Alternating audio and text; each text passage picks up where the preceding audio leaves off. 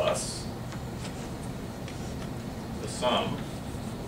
All the terms that are left are from 1 to m minus 2. And that's this thing. Probability of j times 1/2 of c zj minus sj divided by root 2 sigma squared plus 1/2 of c sj minus zj plus 1 divided by root 2 sigma squared. So there it is. Now if I tell you, so if I tell you sk and I tell you all the alphas, you can get S0 through Sm, Sm minus 1, and then I tell you the thresholds, Z1 through Zm minus 1, and I tell you these probabilities, probabilities 0 through m minus 1. Now you can calculate the probability of error.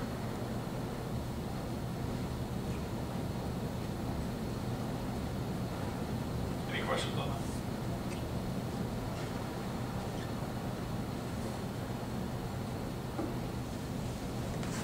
So let's take that a couple inches further.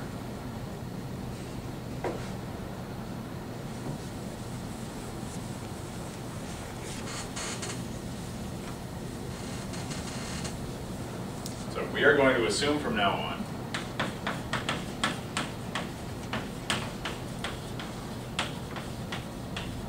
that symbols 0, 1, and so on up to m minus 1 are equiprobable. So probability of 0, for example, is equal to what? What? 1 over m.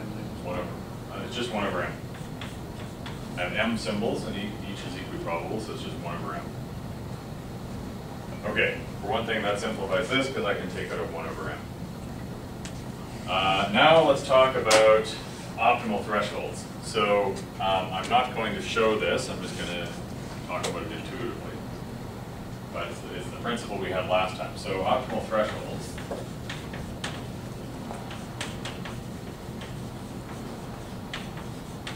If everything's equiprobable, in the binary case, what did we do? What was the threshold? It was, yeah, it was halfway between S0 and S1. So in this case, if everything's equiprobable, we should expect that, so remember, the threshold Zj will come somewhere between Sj and Sj plus 1. So we should expect, in this case, that the optimal threshold will be exactly halfway between those 2 points. And in fact, you can show that that's true. This is what we were talking about last time with the nearest neighbor principle. But it's just, let's skip the proof because I don't feel like it. So Zj is halfway between these two. Zj will be Sj plus Sj plus 1 divided by 2.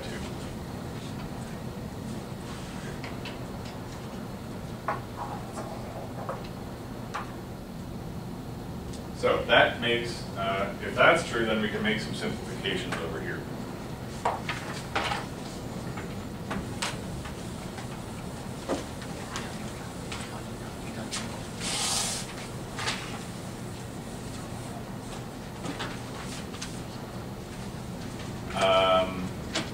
So for one thing, okay, what's this term? Here we get a probability of 0, everything's equiprobable, so that is 1 over m. We have 1 over 2m, just combining that with the 1 over 2m of c of, okay, I have S0 minus Z1. S0 minus Z1 is S0 minus S0 plus S1 divided by 2. So that's like saying 2S0 minus S0 plus S1. minus S0, taking the minus inside, minus S1 over 2. And that is equal to S0 minus S1 over 2. So I get 1/2M of C S0 minus S1 over 2 through 2 sigma squared. Plus this term, probability M minus 1, that's again 1/M, so I take out 1/2M.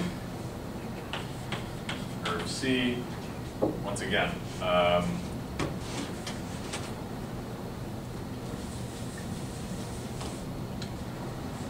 now I have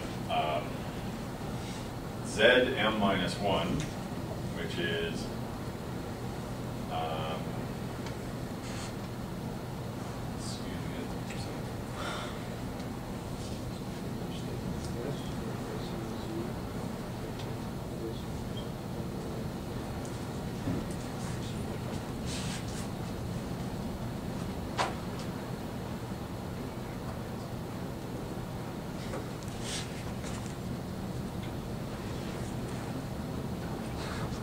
sorry, this isn't, I made a mistake here. So that's ZJ. So let's say this is S0. There is no such thing as Z0. So this is ZJ. This should be ZJ minus 1. ZJ plus 1. SJ plus 1. So S at J plus 1 is equal to ZJ plus ZJ plus 1. See if that makes any difference here. So that 1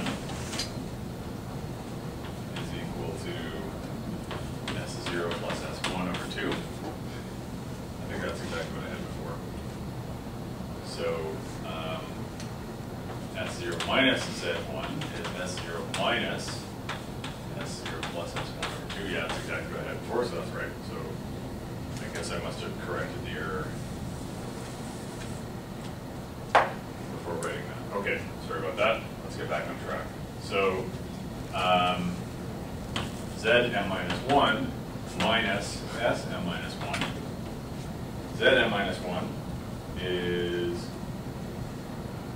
Zm minus 2, excuse me, Sm minus 2 plus Sm minus 1 divided by 2 minus 2Sm minus 1 over 2. There I get Sm minus 2 minus Sm minus 1 over 2. So I get 1/2M of C Sm minus 2 minus Sm minus 1 over 2 root 2 squared. So basically what's going on here is I'm replacing these thresholds with basically a difference of the adjacent means. So in this sum, following the same principle, I get 1/2M or C of that becomes Zj minus Sj.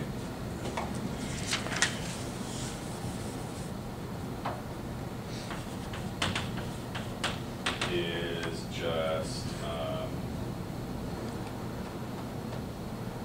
J minus Sj is Sj minus 1 plus Sj over 2 minus 2Sj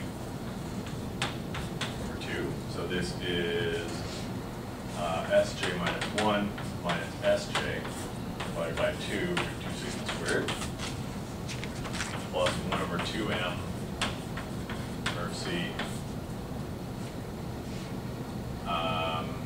This I will spare the details, but it will be Sj